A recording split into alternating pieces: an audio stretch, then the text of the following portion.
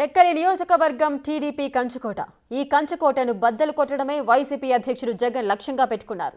టెక్కలిలో అచ్చెన్నాయుడుని ఓడించడానికి మాజీ సీఎం అన్ని ప్రయత్నాలు చేశారు. కానీ పార్టీలో కొమ్ములాటలు జగన్ ఆశలను అడియాసలు చేస్తూ వస్తున్నాయి. అయితే మూడు ముక్కలాటలా ఉండే టెక్కలి వైసీపీ వర్గాలు ఇప్పుడు ఏకతాటిపైకి వచ్చినట్లుగా కనిపిస్తున్నాయి.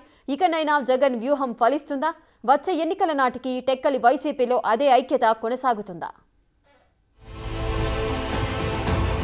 తెలుగుదేశం పార్టీలో అత్యంత ప్రాధాన్యమున్న నేతల్లో మంత్రి అచ్చెన్నాయుడు ఒకరు. ఉమ్మడి శ్రీకాకుళం జిల్లా టెక్కలి నియోజకవర్గంలో వైసీపీ ఆవిర్భావం నుంచి కింజరపు అచ్చెన్నాయుడు ఆ పార్టీకి కొరకరాని కొయ్యలా తయారయ్యారు. వైసీపీలో కుమ్ములాటలతో కింజరపు కుటుంబానికి టెక్కలి కంచుకోటలా మారింది. వైసీపీ అధినేత జగన్ ఎన్ని వ్యూహాలు రచించినా ఆ కంచుకోటను కదిలించలేకపోతున్నారు. అయితే ఇప్పుడు కొద్దిగా పరిస్థితి మారుతున్నట్టు కనిపిస్తోందన్న అభిప్రాయం వ్యక్తమవుతోంది. 2024 ఎన్నికలకు ముందు టెక్కలి వైసీపీలో మూడు వర్గాల మధ్య పోరుతో మూడు ముక్కలాట నడిచింది. ఓవైపు కేంద్ర మాజీ మంత్రి కిల్లి కృపారాణి, మరోవైపు దువ్వాడ శ్రీనివాస్, ఇంకోవైపు పేరాడ తిలక్. ఇలా ఎవరి దారి వాళ్లదన్నట్టు ఉండేవారు. దీంతో పార్టీ క్యాడర్ ఎవరితో నడవాలో అర్థమయ్యేది కాదు. వైసీపీలోని ఈ వర్గ విభేదాలే అచ్చెన్నాయుడికి శ్రీరామ రక్షలా మారాయి. అయితే ఎన్నికలకు ముందు కిల్లి కృపారాణి కాంగ్రెస్ తీర్థం పుచ్చుకున్నారు. దీంతో వైసీపీ బలం కొంతమేర తగ్గినట్టు అనిపించినా చాలా వరకు వర్గపోరు తగ్గిందని భావించారు ఆ పార్టీ శ్రేణులు. కానీ అచ్చెన్నాయుడు మాస్ ఫాలోయింగ్ ముందు వైసీపీ మరోసారి ఓడిపోయింది. దువ్వాడ శ్రీనివాస్, పేరాడ తిలక్ మధ్య వర్గపోరు కూడా వైసీపీ ఓటమికి మరో కారణమని చెప్పాలి.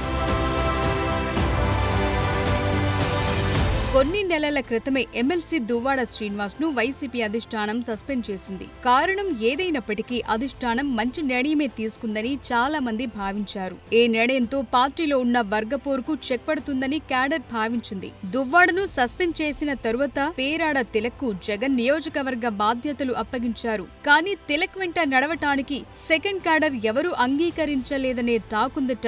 ఎవరికి వారే యమునా తీరే అన్నట్టు వ్యవహరిస్తున్నారట. సంతబొమ్మాళి మండలంలో ఆర్థికంగా బలంగా ఉన్న ఓ నేత తానే ఇన్ఛార్జ్ అన్నట్టు తన కార్యక్రమాలు తను చేసుకుంటూ పోయేవారు. తిలక్తో కలిసి ఏ కార్యక్రమానికి హాజరయ్యేవారు కాదు.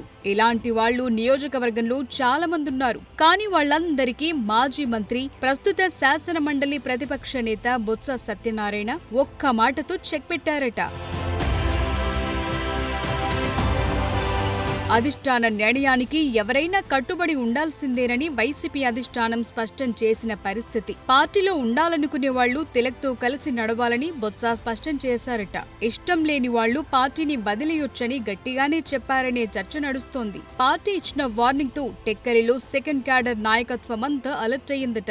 ఆ తరువాతే జరిగిన వెన్నుపోటు దినం కార్యక్రమానికి దాదాపు వైసీపీ శ్రేణులంతా హాజరయ్యారు. ఈ కార్యక్రమానికి దువ్వాడ వాణి కూడా వెళ్లారు.